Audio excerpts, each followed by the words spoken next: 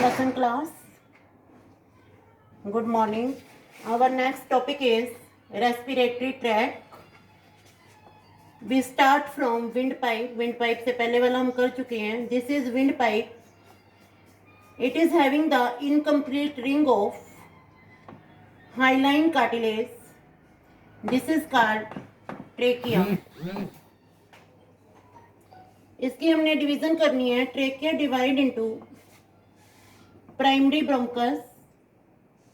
Primary bronchus, they are also having the ring of cartilage. This is primary bronchus. Primary bronchus further divide into secondary bronchus, and you know that this division of trachea, it take place at the level of fifth thoracic vertebra. Then primary bronchus is divide into secondary bronchus. अब यहाँ आप देख रहे हैं हर level पे diameter कम होता जा रहा है. Secondary bronchus divide into tertiary bronchus. ये सब डिवीजन लंग के अंदर चल रही हैं. अब अगर हम कार्टिलेजनस रिंग की बात करें तो टर्चरी ब्रोंकस तक कार्टिलेजनस रिंग मिलेंगी हमें. Then there is formation of terminal bronchus.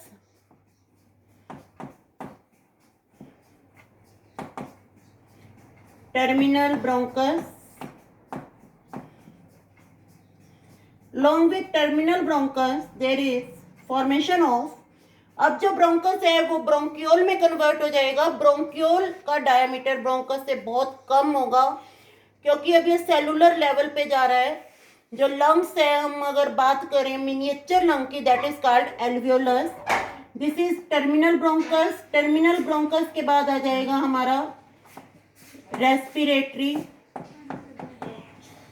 Respiratory bronchus. Respiratory bronchus further divide into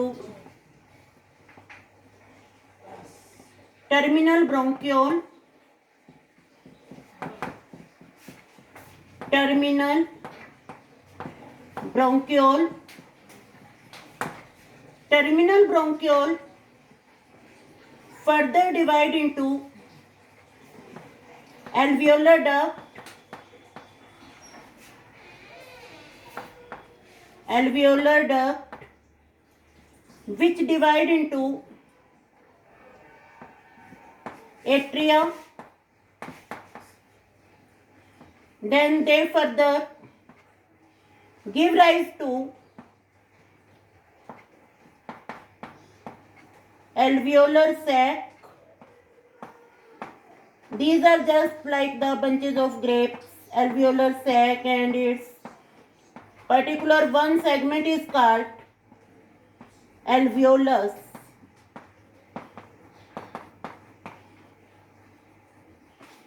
First is trachea. Trachea is the windpipe which start after the larynx. Larynx के ऊपर हमने एक छेद किया था, that is glottis, and this trachea divide into primary bronchus which further divide into secondary bronchus, then tertiary bronchus, terminal bronchus.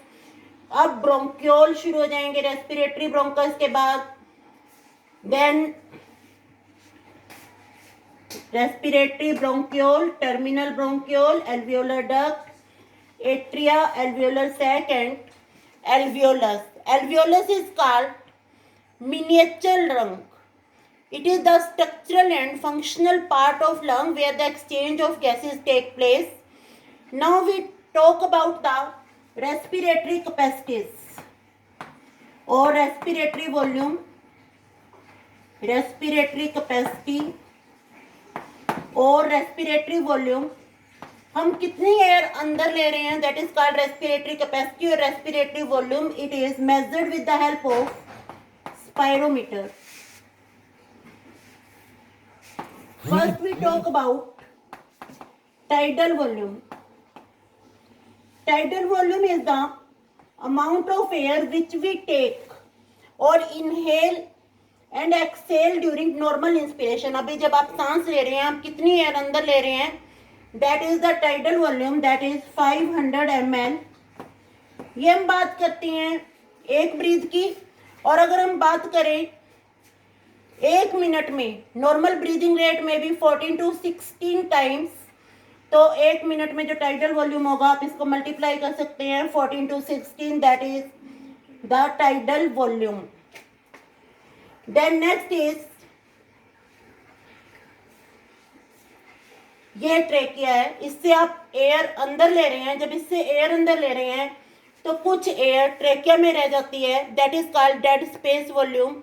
Dead space volume में कोई भी एक्सचेंज नहीं होता गैसेस का। आपने ट्रेकिया में एयर अंदर ली, ट्रेकिया में कितनी एयर अंदर रहेगी, 150 ml, that is called dead space volume. और लंग्स को कितनी मिली, केवल 350 ml मिली। आपने सांस बाहर छोड़ा, आप सांस बाहर छोड़ने में कौन सी एयर छोड़ रहे हैं, आप एयर छोड़ रहे हैं that is rich in carbon dioxide, पर उससे पहले आप 150 ml फ्रेश एयर भी छोड़ रहे हैं जो कि ट्रेकिया में रह गई थी।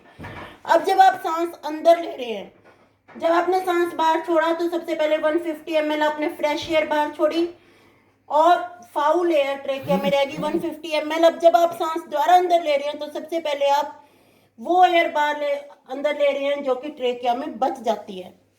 तो इस टाइडल वॉल्यूम को हम दो में डिवाइड कर सकते हैं, dead space volume. Dead space volume इसलिए बोल रहे हैं क्योंकि इसमें कोई भी एक्सचेंज ऑफ गैसेस नहीं हो रहा। And second is called internal volume, that is 350 ml। Then next is inspiratory reserve volume.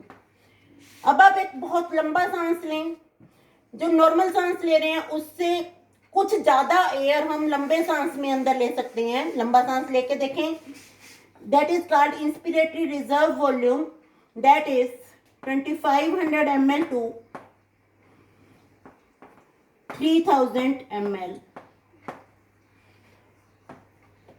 Next is expiratory reserve volume. अभी आप नॉर्मली सांस बाहर छोड़ रहे हैं, that is called tidal volume. आप बहुत लंबा सांस भी बाहर छोड़ सकते हैं, लंबे सांस अंदर लें, लंबे सांस बाहर छोड़ें। जब आप लंबा सांस बाहर छोड़ रहे हैं इसका मतलब आप कुछ एक्स्ट्रा एयर को बाहर छोड़ रहे हैं, that is called expiratory reserve volume. And expiratory reserve volume is 1000 ml to 1100 ml। Next is residual volume. अब आप खूब लंबा सांस अंदर लें, खूब लंबा सांस बाहर छोड़ें और कोशिश करें कि हम अपने लंग्स को बिल्कुल खाली कर देंगे। कोशिश करके देखें, दिस इज नॉट पॉसिबल, क्योंकि लंग्स अपने पास कुछ वॉल्यूम बचा के रखते हैं, that is called residual volume. ताकि आप अगर बहुत लंबे सांस से बहुत सारी एयर भी बाहर निकाल देंगे तो भी लंग्स में कुछ एयर बची रहेगी जो कि एक्सचेंज ऑफ गैसेस करती रहेगी, that is 1100 ml to 1200 ml। This is called residual volume. अब अगर हम कॉम्पिटिटिव एग्जाम के पॉइंट ऑफ व्यू से देखें तो कैपेसिटीज पे क्वेश्चन आते हैं। First we talk about inspiratory capacity. आपकी कितनी कैपेसिटी है?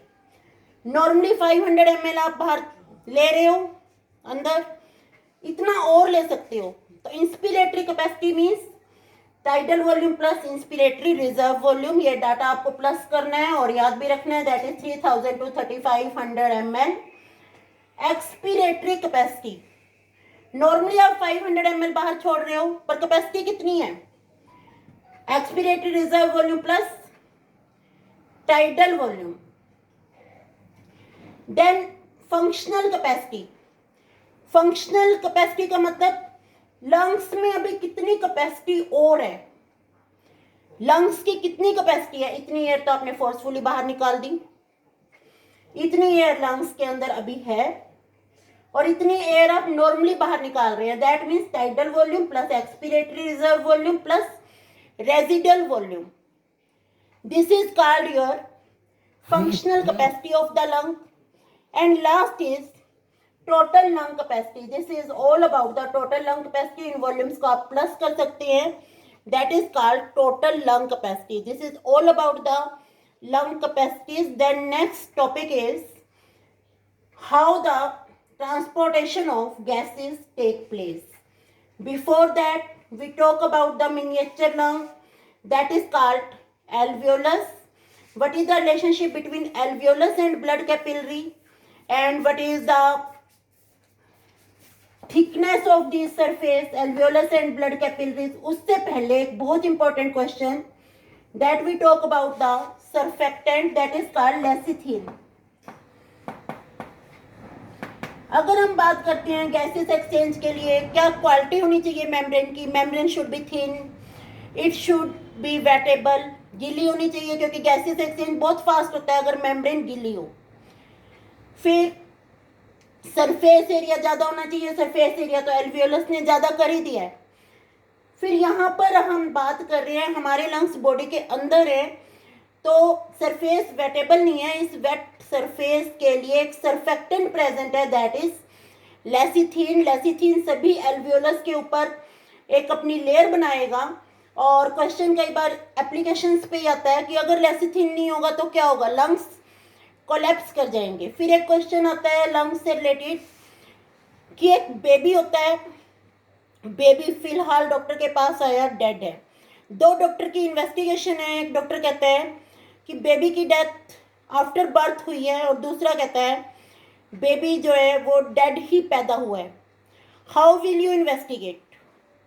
तो इसके लिए आपको पता है कि जब तक बर्थ नहीं होता तो हमारा जो हीमोग्लोबिन है, जो बेबी का हीमोग्लोबिन है, वो मदर के हीमोग्लोबिन से ऑक्सीजन ले रहा है, उसके लंग्स फंक्शनल नहीं है. After birth first breathing start होती है. अब क्या किया डॉक्टर ने, सैंपल लिया लंग का और उसको वाटर में डाल के देखा, वो फ्लोट कर रहा है. फ्लोट करने का मतलब उस लंग में एयर आ चुकी है, इसका मतलब लंग ने वर्किंग स्टार्ट कर दी है. That means the baby was alive when born. The next topic is transportation of gases.